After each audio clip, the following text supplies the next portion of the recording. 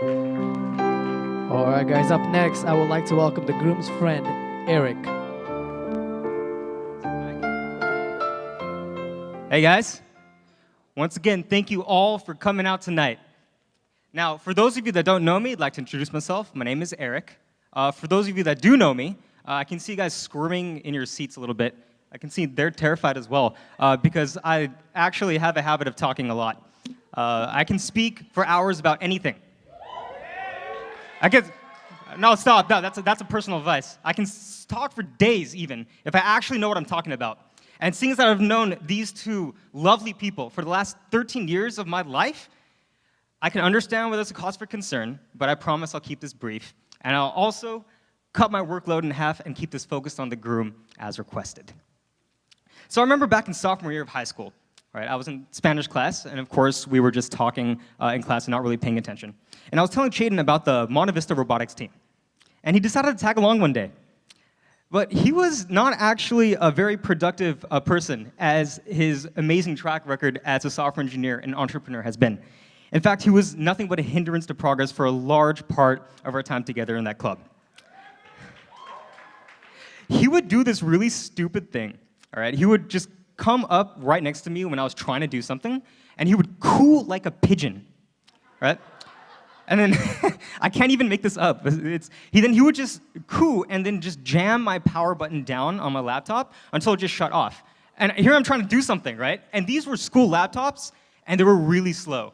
So now here I am, just stuck, doing nothing for minutes. And of course, now that I had a lot of free time, thanks to this fine young friend of mine, I would of course return the favor, right? And we would just do this over and over again, the entire afternoon, until the officers got livid with us. We got nothing done for a good portion of time in that club. And none of that really made sense to me until one time I came over to his house and saw what kind of trouble he would always get into with Chinmay, his little brother. And I would think, I get it. This is what having a brother must be like. An absolute nuisance. Especially because whenever we talked or goofed around in Spanish class, for whatever reason, I was always the one that got yelled at. Never him. I don't know, maybe he's like super charismatic or something, I don't know. In fact, it got so bad, the teacher hated me that I had to transfer classes. Chetan kicked me out of class. But you know what? I'm an only child, so I think that was totally worth the hassle. After we graduated high school, Chetan and I would still always talk all the time. Through college, past college, into the workforce. I'd hear about app ideas, and most of all the time, I'd always hear about Kasturi. Now, that's gotten us into quite a lot of trouble before. In fact, shortly after Chetan and Kasturi got engaged, a bunch of our high school tribe, as Uncle so eloquently said yesterday, we went to this musical festival. And Chetan and I just started talking of all sorts of things, how we felt about each other. We were actually talking about this wedding. We were looking forward to it, and now it finally happened.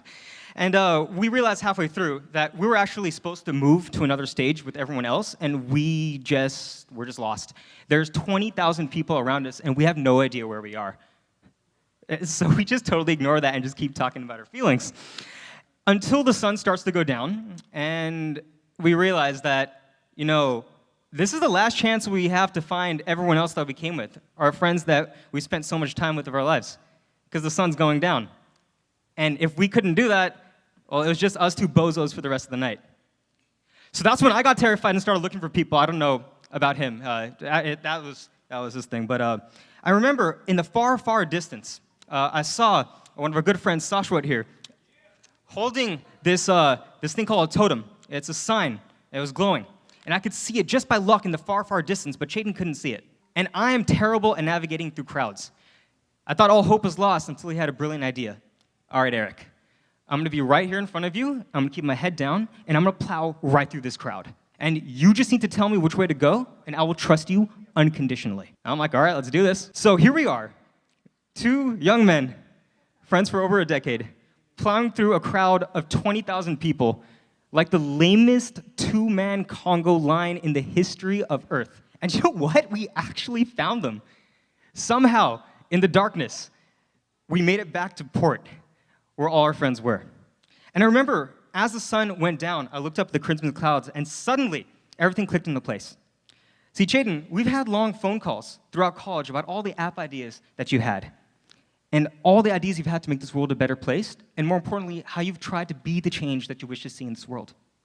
I've seen you muster the courage to quit your job and pursue your passions in game development and knock it out of the park with the title that 6.5 million people have played.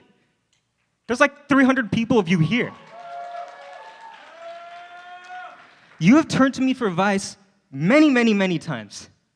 And I'm honored to have had the opportunity and the annoyance to help you in whatever way I could. But you know what? I'm not responsible for any of your success. I'm not your two-man conga line partner. That's always been Kasturi. See, over the last 9 years, she's helped you grow into more confident, more empathetic, more mindful, and more driven to be the best that you could be. And that's always been the crux of your strength and your success. It's always been the reason that I think every one of us could strive to be a little bit more like you. And it's always been rooted in her. And it's not a one-way street either. I've been a classmate with Kasturi before, and I remember in literature class, lit writing honors, sometimes you'd be so timid and unsure of your own brilliance. Hey, what's up? Oh, I'll give it to you afterwards, okay? Okay, say something, say something. We hungry. Yeah. Okay, I need this back. I'll give it to you afterwards, okay? Thank you. So it's not a one-way street. I've seen you so timid before, right? And now you have a job where you go into work in the middle of the night and you make decisions on the spot to save people's lives. See, you call that being a doctor, but do you know what Chetan and I call that? Dude, you're a superhero. See, your love has made you two so strong. And I see you guys growing stronger by the day. And I can't wait to see where you two will end up. Seeing you up there, to look at you in your short. Seeing you two look up there, so beautiful, right? It makes me remember all the times that she's made you smile.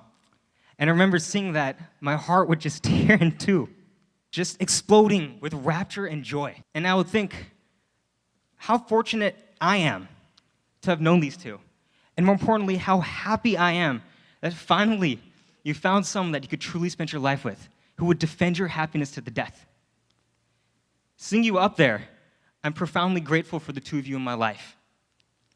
And the happiness that I cannot describe in words, maybe you'll understand if I say that seeing you there today, maybe this is what having a brother feels like.